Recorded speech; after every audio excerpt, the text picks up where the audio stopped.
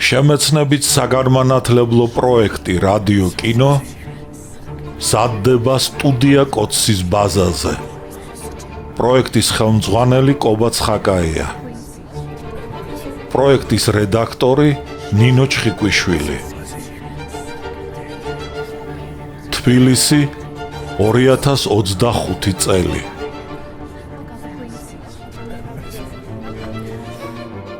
ალექსანდრე ქუთათელი. პირისპირ. რომანი 2 ტომად და 4 წიგნად. პირველი ტომი. წიგნი პირველი. ნაწილი პირველი.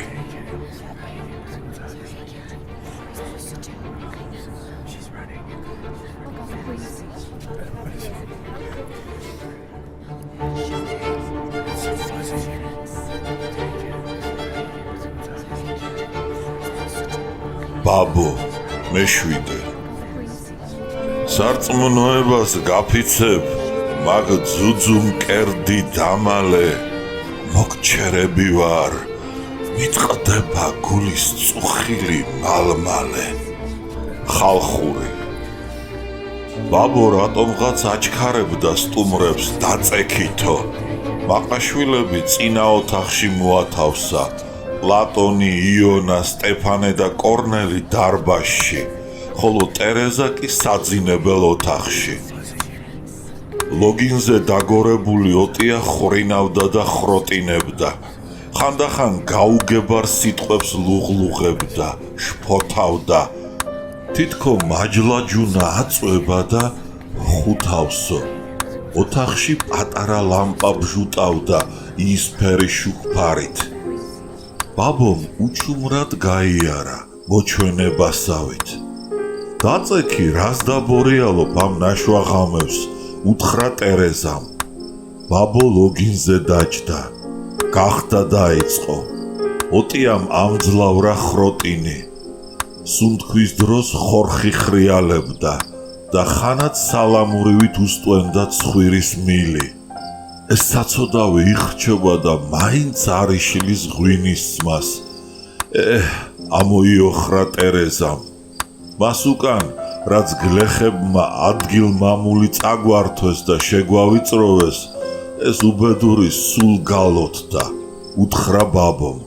არა გენაცვალე, მაგ ვერ აიტანს ასეთ დამცირებას, გული გაუსკდება და მოკვდება. რა ცხოვრებას მოესწარი შესაცოდაო ჩემო ძამია ამ სიბერეში, სწუხდა ტერეზა. ბაბო დაწვა და წუწუნს მოჰყვა. ყველაფერს წაგვართმევენ, თითივით გაგვაშიშვლებენ.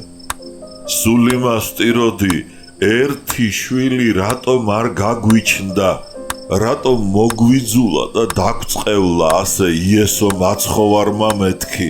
იესო მაცხოვარმა დაწყევლოს იმ ყაჩაღების თავი და ტანი. რად მინდოდა თურმე შვილი და ძირი თუ აღარაფერს შეგვარჩენდნენ. არც იმათ შერჩებათ, ბაბო, ეს წუთი სოფელი. გამოჩნდება ჩვენი პატრონი, დაანუგეშა ტერეზამ. როდის გამოჩნდება, გენაცვალე, ხომ ხედავ, დღითი დღე უარესდება ცხოვრება. ვაი ჩემს უბედურ დღეს, იქნებ ჩემ ძმა ცოცხალი ვეღარც კი ვნახო. ტერეზამ ისევ ანუგეშა ატირებული რძალი. დათას მოკლას გლეხები ვერ გაბედავენ. დუმილი ჩამოვარდა. ბოლოს ბაბომ საიდუმლო გაუმხილა ტერეზას. რა დროს მოგვიღეს ბოლო? მაშინ როდესაც ცა გამეხსნა და გონი მისმინა უფალმა. რაცა გაგეხსნა? ორსულად უნდა ვიყო. ორი თვეა საშინელი გულის რევა მაქვს. ღმერთო, შენი სახელი სჭირიმე, მოგხედე და უშვილოდ ნუ გადაავლინებ უბედურსა და დაჩაგრულ ჩემ ძმას. თქვა ტერეზამ პირჯვრის სახვით და დაწვრილებით გამოჰკითხა რძალს ორსულობის ამბავი. ღვინით გალეშილი ოტია კვლავ ხრინავდა, ხროტინებდა და ისე იგუდებოდა თითქო თავარი სული ამოსდისო. ამ დროს უკანა აივანზე ქურდულად ამოვიდა ოტიას მოურავი ბეგლარი.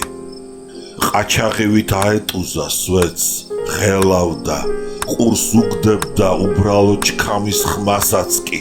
თავს მოაქცევდა ქალბატონის საძინებელ ოთახისაკენ.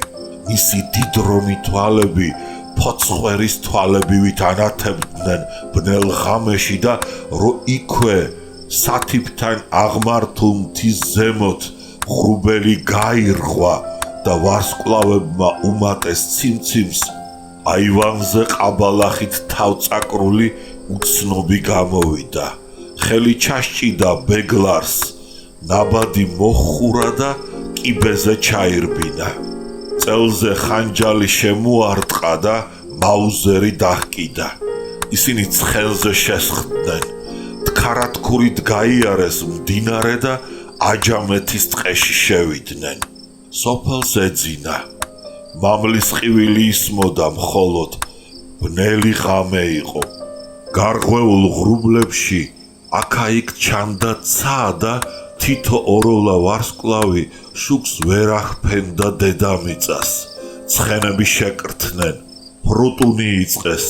მხედრებს შორიდან ცხენის ფეხის ხმა და უცხო ლაპარაკი შემოესმათ. შედგნენ და რევოლვერებზე ხელი გაისვეს. გზაზე მხედრები მოდიოდნენ.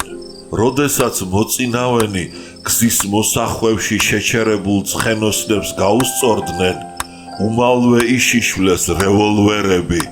ერთმა დაიძახა, ხელები ასწიეთ.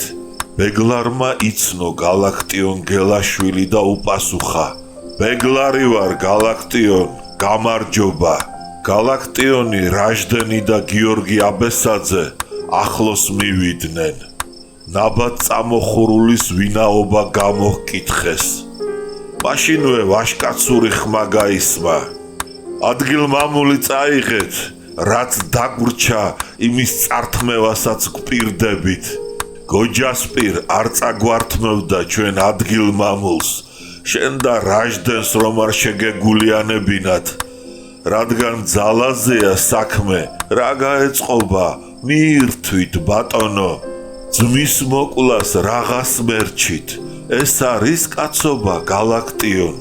გალაქტიონმა და რაჟდენმა იცნეს ოტია მდივნის მეუღლე ბაბო.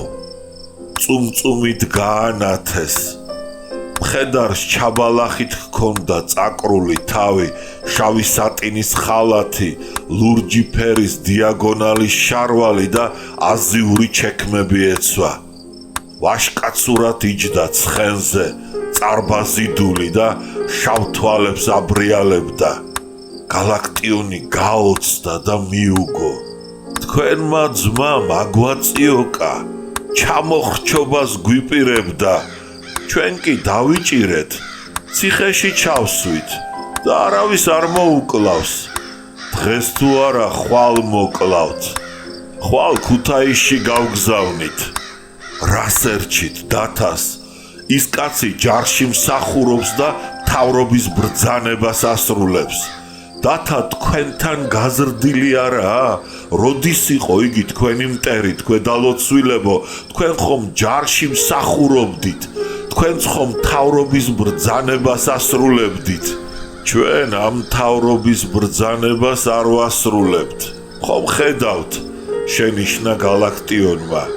როგორც გერჩიოთ, ჩემ ძმას მე უნდა გავყვე ქუთაისამდე, თქვენ ვერ გენდობით. ჩვენ ყაჩაღები არა ვართ და უდანაშაულო კაცის კულა არ გვაინტერესებს. თუ ცოცხალია უნდა მაჩვენოთ ჩემი დათა ამაღამ არ გაჩვენებ. მკვდარი ყოფილა, შეჰკიულა ბაბო. ცხენი მოზიდა, მათრახი გადაჰკრა და კარისმერეთისაკენ გაჰკურცხლა. ხალი კი არა, ქაჯია ეს ოჯახქორი, მიაძახა გალაქტიონმა.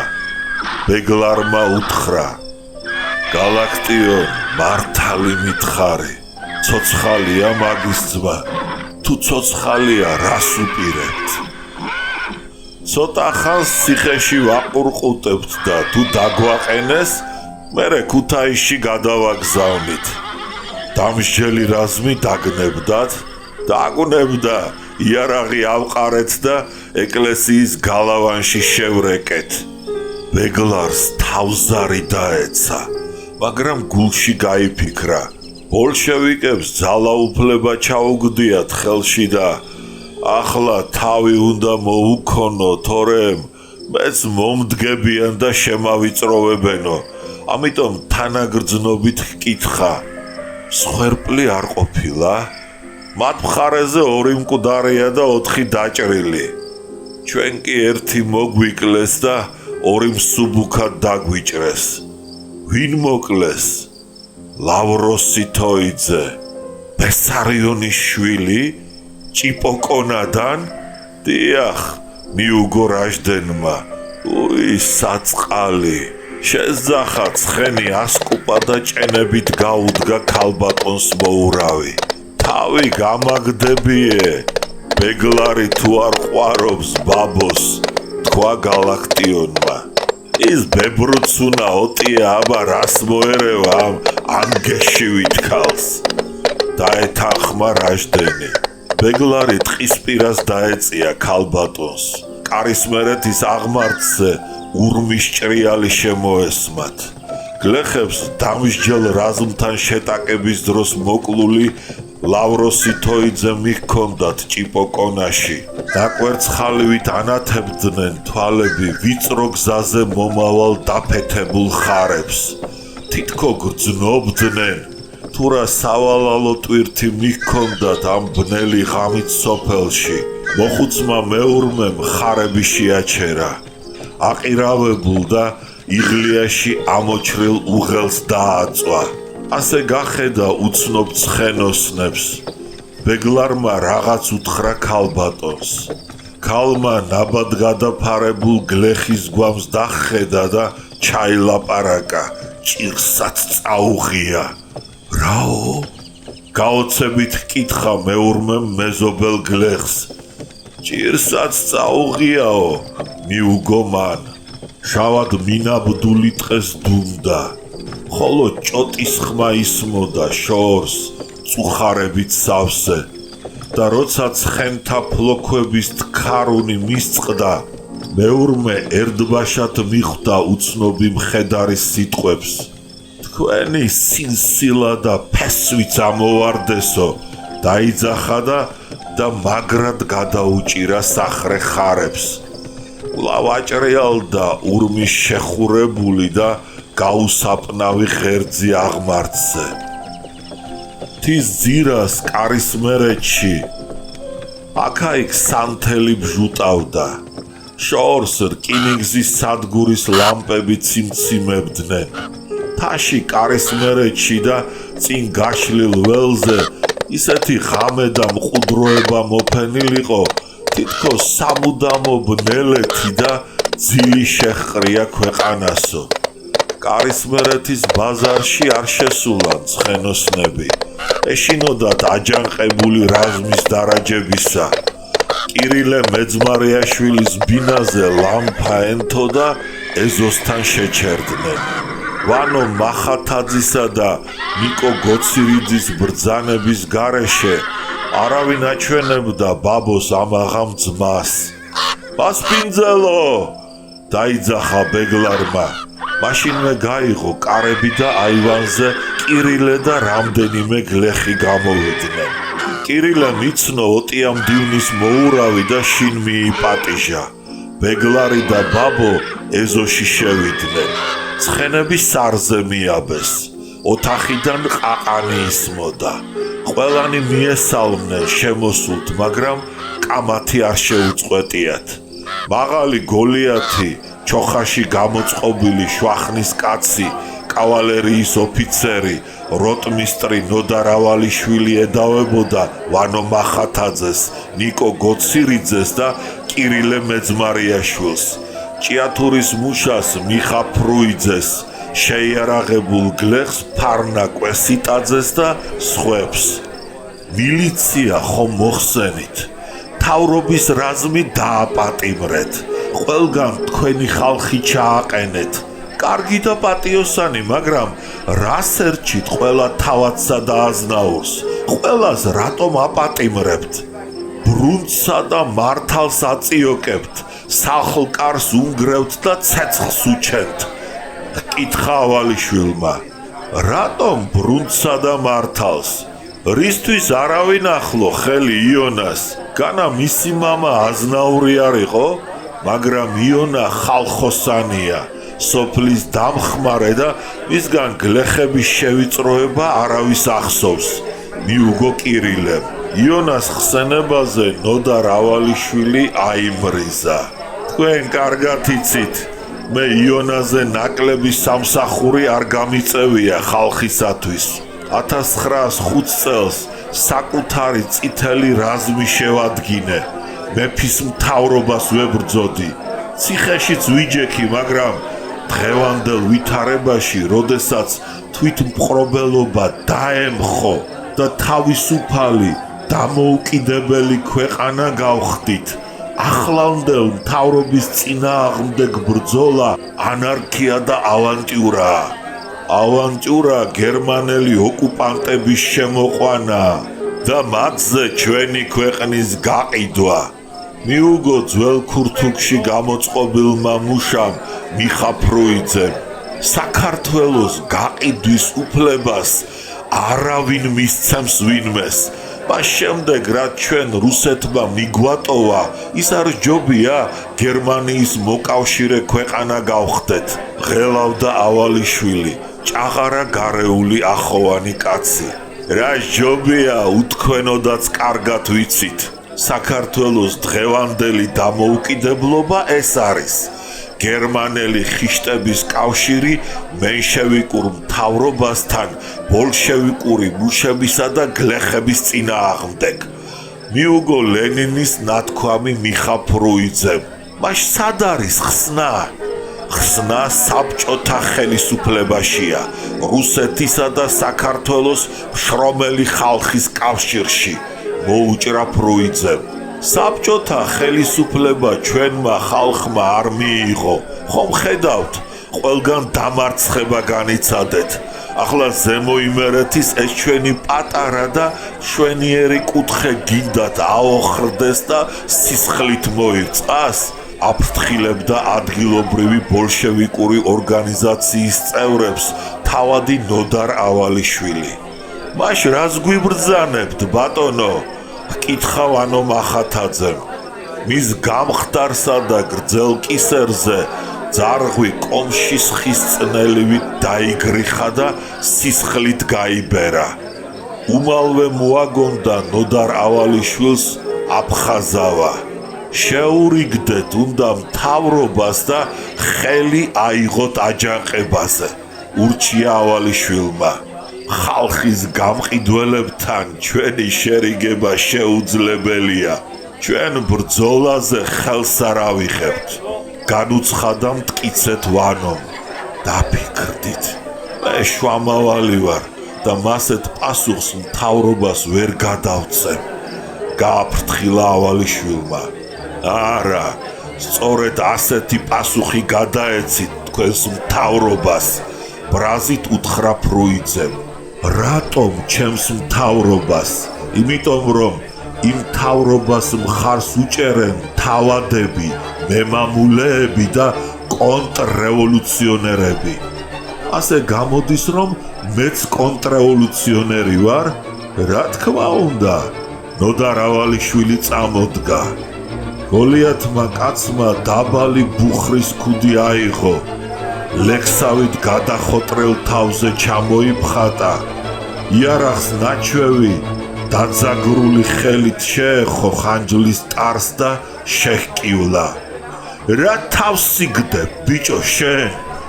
თავადო, ბიჭები თქვენ სახლში მოიკითხეთ.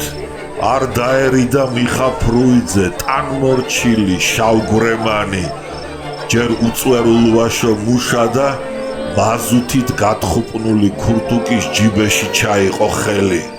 ხმა ჩოიწყვიტე, დაიღრიალა ავალიშვილმა და ხანჯალი ნახევრამდე ამოიღო ქარქაშიდან, მაგრამ რაზმელმა ფარნაკვესიტაძემ მოასწრო. შაშხანა გადმოიღო, შუბლზე მიაყენა ბრაზმორეულ თავადს და წაახდინა. ავალიშვილმა ვეება ხელის გული დაჰკრა 4 თითის სიფართე სატევრის ტარის თავს და იარაღი ქარქაშში ჩააგო. სისხლი მოაწვა ყელში. ცინგლიანმა გამაფუჭა ოფიცერი. რა დროს მოესწარი? გაიფიქრა, ბრაზით დააბრიალა თვალები. უქარით დასტოვა კირილე მეძმარიაშვილის ბინა. ბოლოს ინანებთ, დაიძახა კარებში. როდესაც იგი ოთახიდან გავიდა, ბაბომ ნაბადი გადაიგდო. ნიკო გოცირიძის წინ გაჩერდა და სიტყვით მოახსენა განცვიფრებულ კრებას ის, რაც გალაქტიონ გელაშვილს გზაში უთხრა. ადგილ მამული წაიღეთ, რაც დაგვრჩა, იმის წართმევასაც გვპირდებით, რადგან ძალაზეა საქმე რა გაეწყობა, მიირთვით ბატონო, ძმის მოკვლას რაღაც მერჩით, ეს არის კაცობა, მაჩვენეთ იგი. მოურავი მიეშველა ქალბატონს. ამ ქალს მისი ძმა რომ ანახოთ, რა დაგიშავდებათ. ბაბოს ანახვეს ძმა. ბაბო დარწმუნდა რომ დათას დახრეტა არ მოელოდა და ზედაზენში გაბრუნდა. ცხენს მიაჩქარებდა. გარიჟრაჟამდე უნდა მისულიყო ზედაზენში. რადგან ადრე იცოდა ადგომა ოტიამ და ცოლი შინ რომ არ დახვდებოდა, ერთ ალიაქოც ასტეხდა.